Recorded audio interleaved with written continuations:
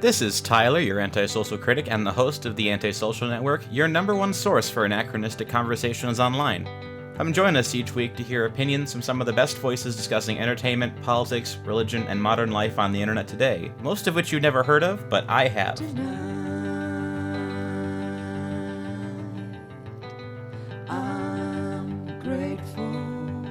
This week we are joined by Jessica Crets. I believe she's a film student at the moment, and we kind of float around the same communities on Twitter a lot and kind of go back and forth.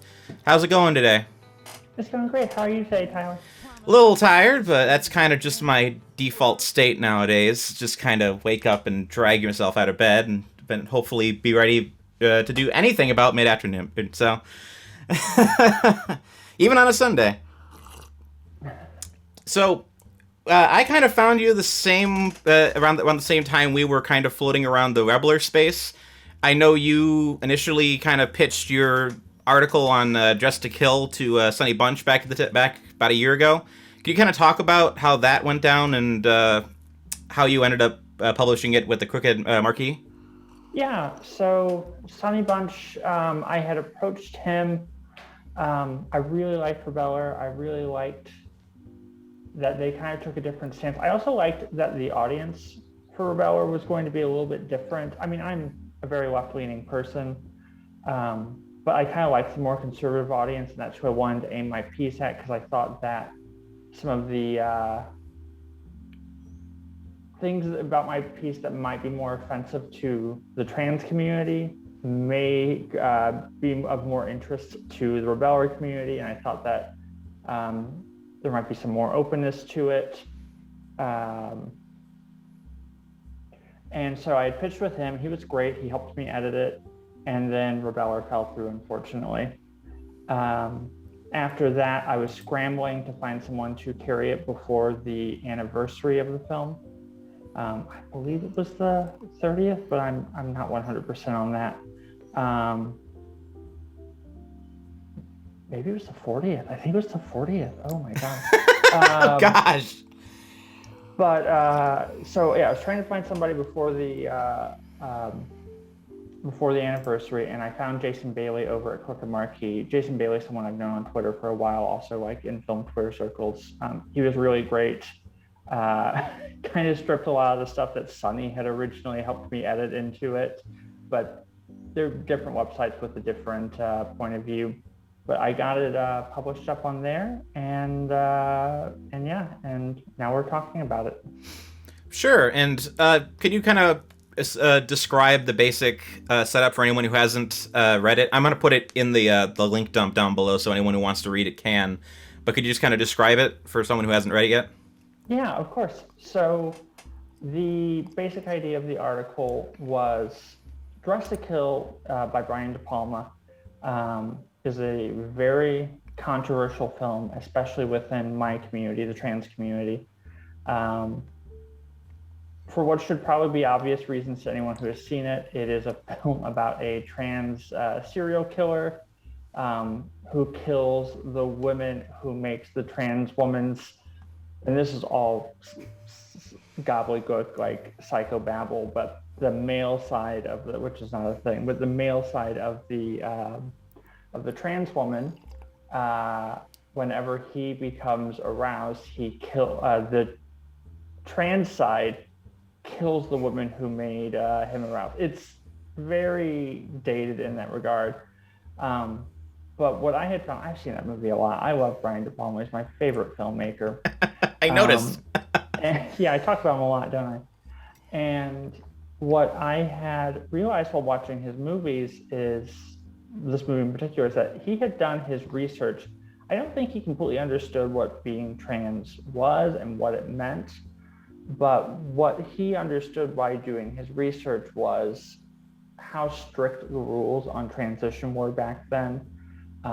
Particularly if you were attracted to women, you weren't allowed to transition. Even if you were bisexual, you weren't allowed to transition. The only true transsexuals were people who were trans women attracted to cis men, or trans men attracted to, I don't even actually think they considered trans men trans back then, but basically trans men attracted to cis women. And what I had realized was by making and this is a spoiler for anyone who hasn't seen the movie, but the killer turns out to be the psychiatrist played by Michael Caine. And what I realized was that by being a psychotherapist and in that role, he would have known the rules of transition. He would have known that by being attracted to women, he would not within his own field be allowed to transition. And I felt that there was maybe an unintentional empathy on the behalf of Brian De Palma, that he was actually telling what is a pretty accurate, if very stylized and genre specific story of how restricted transition was back in the late 70s and early 80s. And that was basically the main angle for my article. Yeah, you had me watch a lot of Brian De Palma movies for this. So. Good. Yeah, I mean, I up until watch all of them.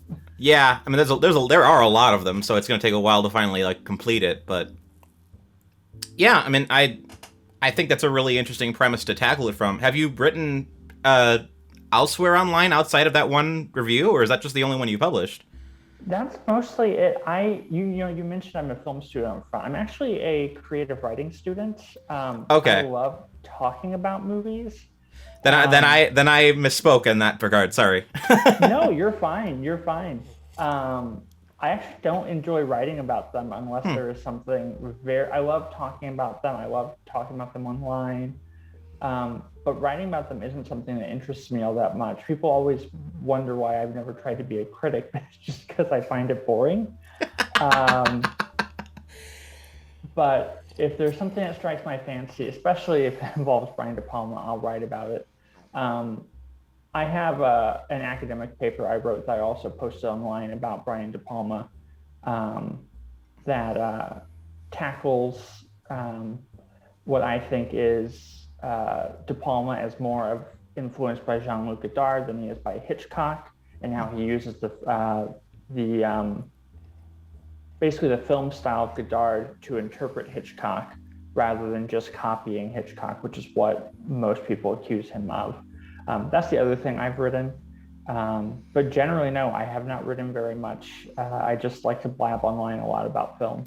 That's probably for the best. I mean, I never want to discourage someone from creative endeavors, but film criticism is one of those things that's just completely overtaken the internet in a weird way. So anyway, I kind of have the same opinion on film criticism as I do that Jack Black and School of Rock has about teaching. Those who can't teach. Those who can't teach Jim. No, those who can't critique films online. I mean, I know some amazing critics, but that sounds about right for others. Well, yeah, there are people who are born to do it, and then there are people that do it because they just like tweeting about movies online, and that, at some point you need to kind of get a day job. You know what I mean? Mm-hmm. I haven't read your thesis, but that'd be probably a good kind of jumping off point into your greater thoughts on De Palma. I mean, what was it about the films you asked me specifically to watch, which was Femme Fatale, Carlito's Way, Body Double. I think there might have been another one or two, but Blowout? I've seen Blowout before, but yeah. What was it about those specifically that made you that you like about them, and why did you specifically have me watch those ones? Well, they're his best films, in my opinion, or up there. Body Double, especially with the thesis I had just raised about De Palma as a Godardian and not strictly Hitchcockian. Body Double is him taking a couple different Hitchcock conceits in films, specifically Vertigo and Rear Window.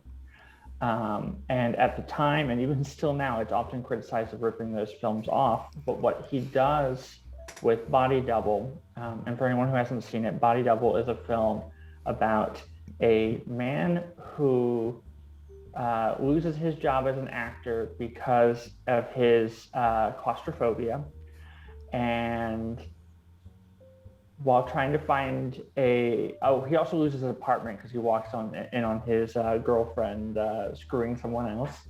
And so while trying to find a new place, a guy he meets, another actor apparently, uh, helps him find this insane, it's this large tower, but just with a big circular dome on top. And that is where the apartment is. And that's where the character played by Craig Wasson stays. And for reasons that don't really make sense early on in the film, when he looks out the window across the way, there is a woman doing what is essentially like a striptease for him every single night. Eventually, whole thing happens. There's two different women that sort of look the same. It dives into the porn industry. The movie's nuts, and It is. it often gets both enjoyed on the level of its craziness and also criticized on that. But what he's doing is that film is specifically a Godardian comedy. It's a comedy spoofing the films of Alfred Hitchcock while also completely embracing the film style of it. Brian De Palma originally started off as a kind of guerrilla indie filmmaker when really indie filmmakers did not exist in the late 60s and very early 70s in New York. He was making films that were highly influenced by Godard. They were incredibly political films. His films later on, I believe most of his films are political to a degree, but the politics of his films are usually buried under genre and artifice. And artifice is a big thing for him. Body Double is all about artifice. But his early films don't have any of that. His politics are right front and center. They're very in your face. It's very much a very Godard kind of avant-garde-ish approach to cinema. And he made no money doing it. And eventually what he discovered through a failed comedy he made, I believe it was with Warner Brothers, starring one of the Smothers brothers. I cannot recall the name of it. I always confuse the name with How to Train Your Dragon. I always think it's like How to Train Your Rabbit, but it's not. It's like Be Nice to Your Rabbit or something. I'm a terrible De Palma expert. Look up De Palma Rabbit, you'll find it. That film was a huge failure for him. The studio took it over, and what he realized is he could sneak his sensibilities in and his Godardian style through the films of Alfred Hitchcock. He believed Alfred Hitchcock to be the great film technician. The cinema of Alfred Hitchcock is one of the greatest of all, like film language. It's a film language that we just intrinsically understand when we see it. We get exactly what Hitchcock and later De Palma are trying to get across to us through their films. And that's what happened. So the first film like that was Sisters, which came out in the early 70s. And that is the beginning of his Hitchcockian films. But they're always kind of playing with the idea of a Hitchcock film, and they're always kind of slightly poking fun at the idea of a Hitchcock film, while also smuggling in some of his politics, his left-leaning leftist politics.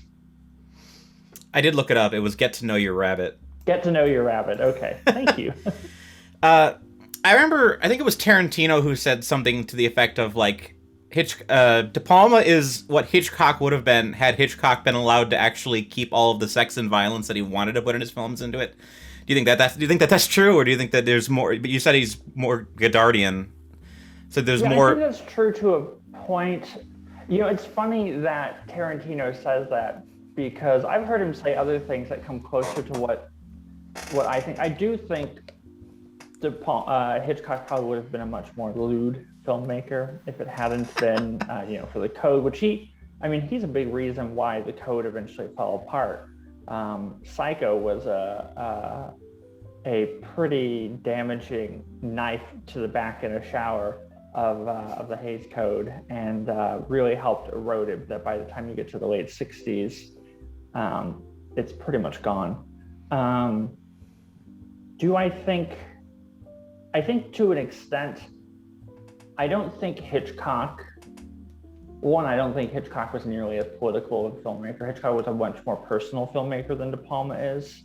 De Palma's personal too. You get a lot of his, especially when it comes to the voyeurism of De Palma's films. For anyone who knows biographical information about De Palma, famously as a boy, his father was cheating on his mother, and De Palma followed him around while he was cheating on him and caught him on video cheating on his mother.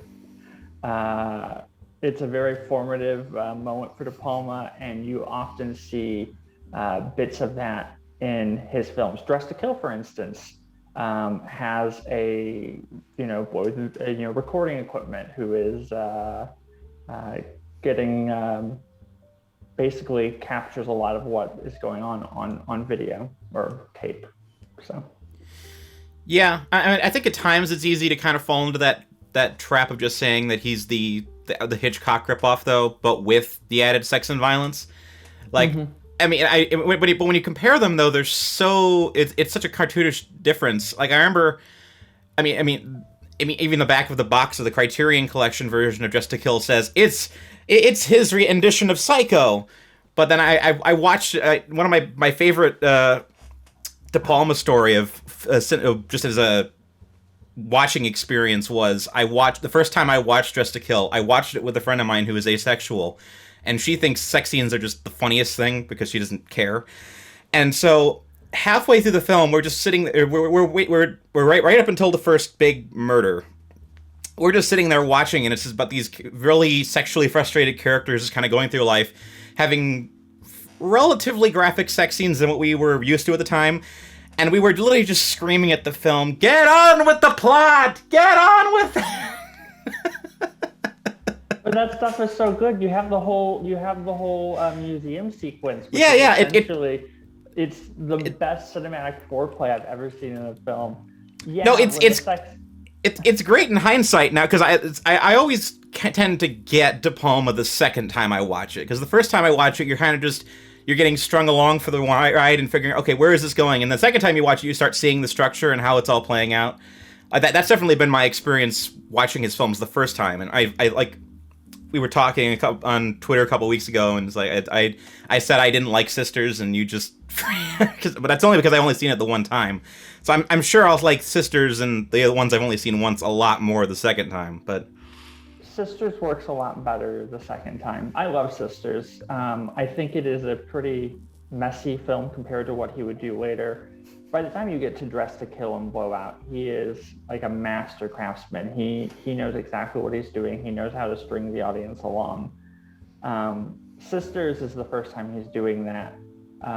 He actually, you talk about how he like takes his time in his films.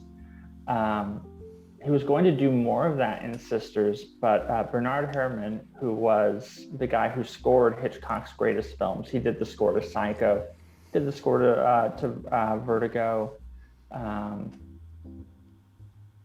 He was scoring this film for De Palma, and he was like, "You're taking too long to get to the plot." And Brian De Palma said, "Well, I mean, Hitchcock does that, and people sit for it." And Herman was like, "Yeah, but you're not Hitchcock." And eventually De Palma did nail that level of cinematic tension that Hitchcock could string an audience along with. But Sisters was him still figuring it out, and you definitely get a sense of that in Sisters. Did Bernard Herrmann do Sisters, or was that someone else?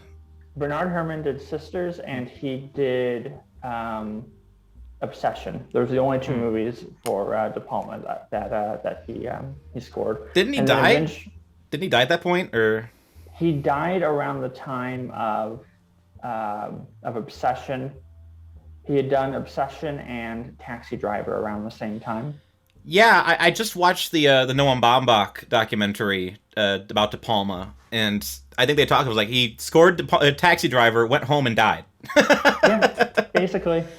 Good. Um, that's a great score too. But yeah, so he had done those. Those were some of his final ones, and then De Palma found probably one of his best collaborators, at least as far as film music goes, and that is, I do not know if I'm pronouncing this right, Pino Donaggio, an Italian composer.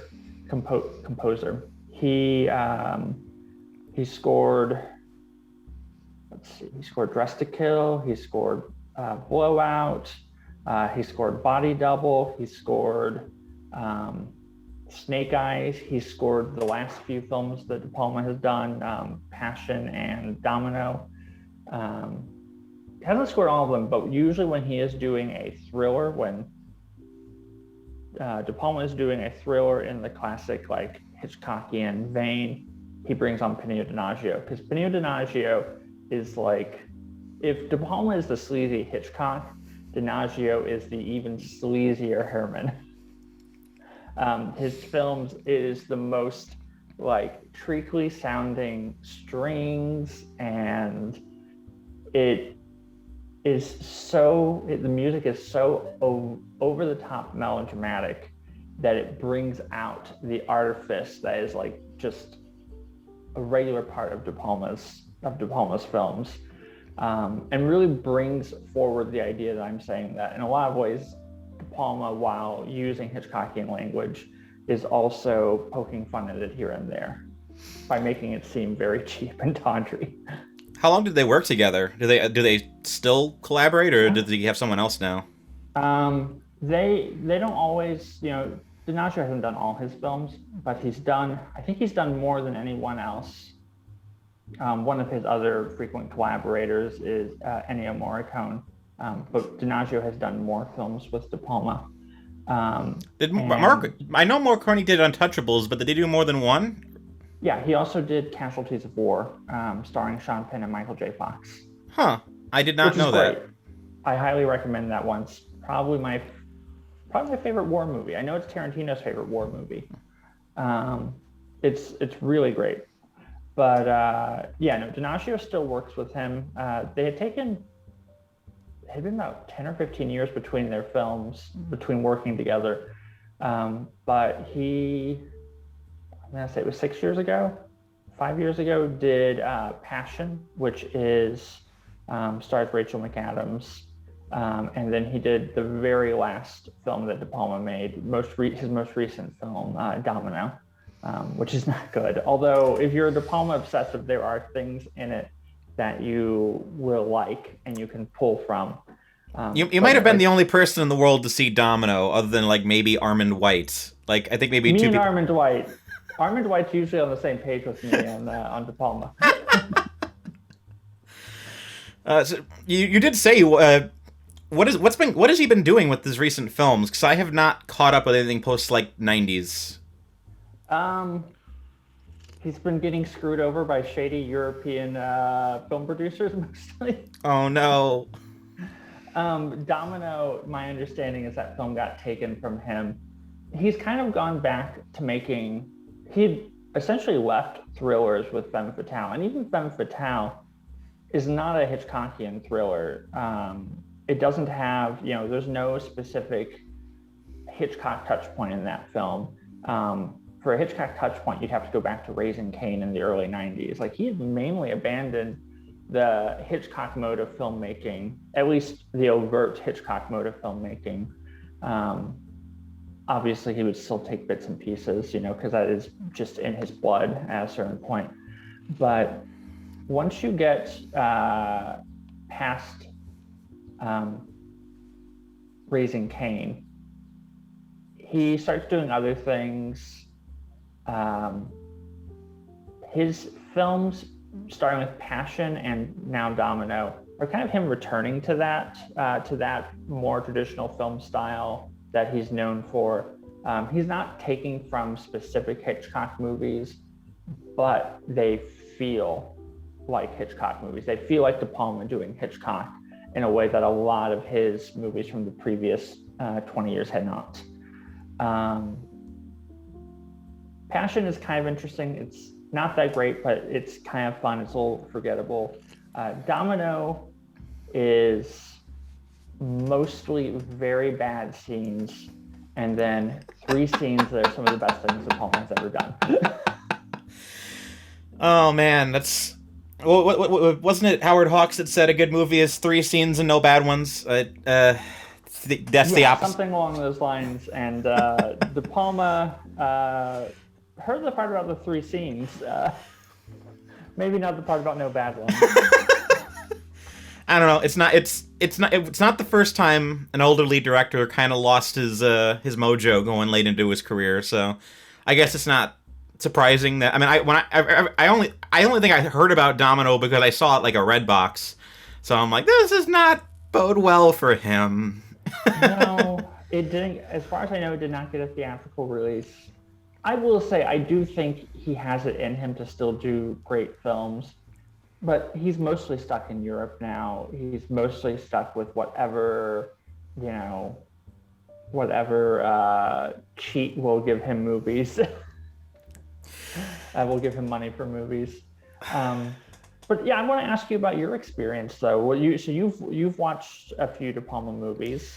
You watched some of the ones I told you about. I'd like to hear what you thought of them. I actually did a count last night and figured out that I'd seen 10 of his movies. Now, obviously, I've seen all the big Hollywood ones: Mission Impossible, Untouchables, Carrie, stuff like that. I was less familiar with the individual thriller films. Like, I'm not sure which one I'd actually say I like the most. Although I'd probably say it's roughly between Blowout and Carlito's Way as probably being his best film. Yeah, I think right now Body Double has become my favorite just as there's so much to mine from it. If you're a De Palma obsessive, it is an incredibly rich film.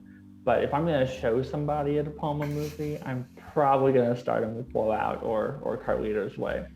I think Carlito's Way Blowout's close in this regard, is maybe just one of his most emotionally powerful films, especially for a filmmaker who can be very purposefully distant emotionally. Carlito's Way is a gut punch of a film. I think it's maybe his best from just a pure craft point of view. Yeah. What do you think of Carlito's Way? I've only seen it the one time, and I definitely need to watch it again. But I could definitely see that. It definitely feels like it's following one character more closely than we see with a lot of his films emotionally. Although I need to spend more time with it to really have a concise opinion on it, because I definitely feel like it's a movie where there's a lot going on that I didn't just pick up at a casual glance. I've liked it. Every time I see it, I like it more. It's also interesting just because, De Palma and Pacino, that's Scarface. And watching him return to this very somber, almost character study about a gangster who he is trying to move on. It's almost like if Tony, I cannot think of Pacino's character in Scarface. Tony Montana? I don't know. Tony Montana. It's almost like if Tony Montana had not died at the end of Scarface, but had just gone to jail. And now this is an older, more somber version of that character who just wants to live his life. He doesn't need all the money. He doesn't need all the drugs. He just wants to save up enough money and then open a car dealership on some island. It's so weirdly wholesome in a strange way. It is. It's a beautiful movie. It's a very sad movie. I love it. And I remember even De Palma himself, that movie did not do well when it came out. And De Palma himself even said, well, if I can't make this work, this is the best I can do. So, and people won't go see it. Yeah, it's not the first time people didn't give an artist his money, but what he's owed properly. Scarface was a failure too, mostly. Scarface did not do well when it came out. I mean, obviously that film kind of bounced back when it kind of started getting home video releases, as every college dorm in the 1990s can attest. But yeah, home video, and it became a very big touch point for like the hip hop community. They all began to really like that film. your Zoom just froze for some reason. I don't know why. Oh my goodness. Do you hear me at all? I can hear you. I just the video's Okay. frozen. Your video is frozen too, but I think it's on my end. I think it's starting to come back. So, Okay. but yeah, if I had Sorry to, for all of you watching this on YouTube. there you go. But in terms of what I actually say my favorite film of the entire franchise is, I'd probably have to go with the with Untouchables. Just for whatever reason, that one always I go back to that one more frequently than I think any other one. Maybe just because it's probably the easiest way to get a shot of Morricone music that isn't 4 hours long. But that's the one I think I've watched like 4 or 5 times at least, but yeah, best one probably Blowout or Carlito's Way. Oh, sorry. No, you can go ahead.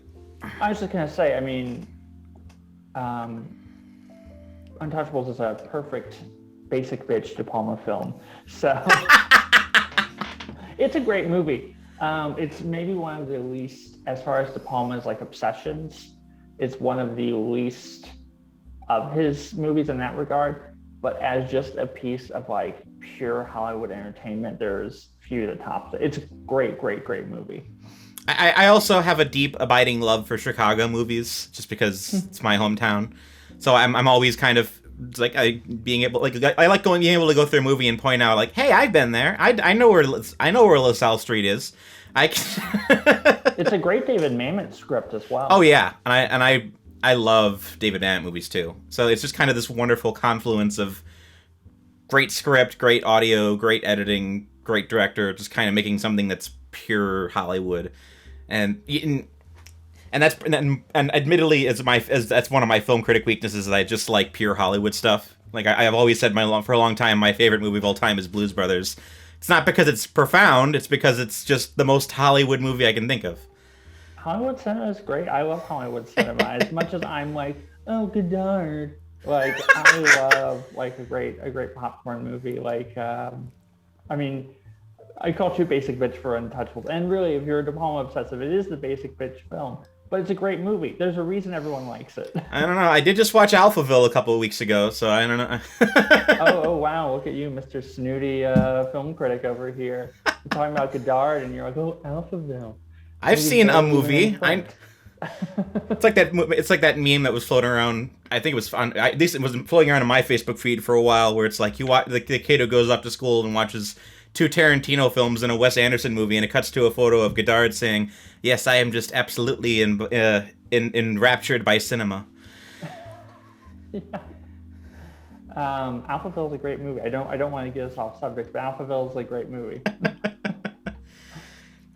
Do you have any? I thinking we're probably about close to butting up against the Zoom call limit within the next 5-10 minutes or so. Is there anything else you want to cover specifically with regards to De Palma, or? No, I mean, nothing in particular. I'm sorry if I've been so scattershot. This podcast is scattershot. That's fine. Okay, I mean that tends to be how I approach De Palma, anyways. Is kind of from a macro view with his filmography. Real quick though, I do want to say, so a lot of my ideas about Godard and Hitchcock, a lot of those aren't, I didn't come up with that.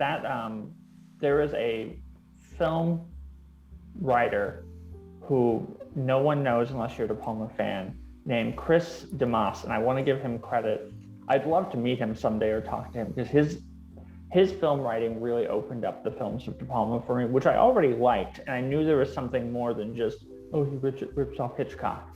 But I couldn't figure out what that other key was until reading the work of Chris DeMoss. Armand White too. Armand White is one of the great one of the great writers on De Palma.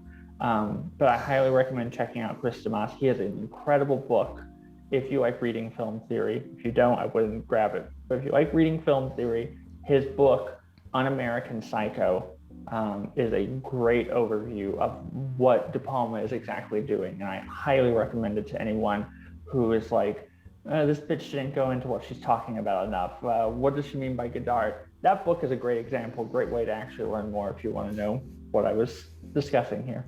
I mean, if you don't know who Godard is, I don't know how to help you in this situation. Well, so. Okay, but I mean Godard in relation to the films of De Palma. Sure. I mean, I'm just what I feel bad for like the average Joe who just decides like I'm gonna watch a film podcast. I'm like, who the heck are all these names? I mean, I guess not a lot of people know De Palma's not a household name. He's made major films.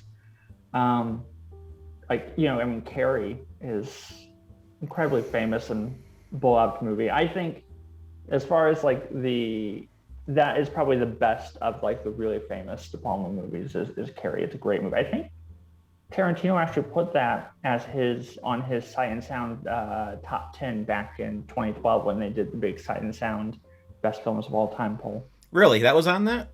Mm-hmm. Yeah. I know Tarantino has always been a big De Palma guy and a big Godard guy, so not surprising there. No, not surprising at all. But yeah, I guess that's all I have to say. Again, sorry for the scattershot. We can always talk about something more specific, De Palma wise, or anything if you ever want to have me back. But... Oh, sure, I'd love to, but I don't. For whatever reason, the Zoom has been getting really strict with the time limits recently, so we're probably about to finish up any minute now. But yeah, I appreciate talking to you. It's good to meet you officially. Yeah, no, thank you so much for having me on. I really appreciated it. Should I plug my Twitter or something? Sure, just go listen to all of her film hot takes. Yeah, my Twitter account is @badpostsllc. Feel free to follow me on Twitter. I promise I won't be too mean. She's been talking about the Snyder Cut lately, so there's lots. I'm very obsessed with the Snyder Cut, and I have made a huge turnaround on him. And in many ways, I think that the way we talk about people have turned around De Palma, but he was very critically reviled for a very long time. Besides champions like Pauline Kael. I feel like that will eventually happen with Zack Snyder. I feel like we very much underestimate Zack Snyder, and in 20 years, we'll probably see a big resuscitation of his career.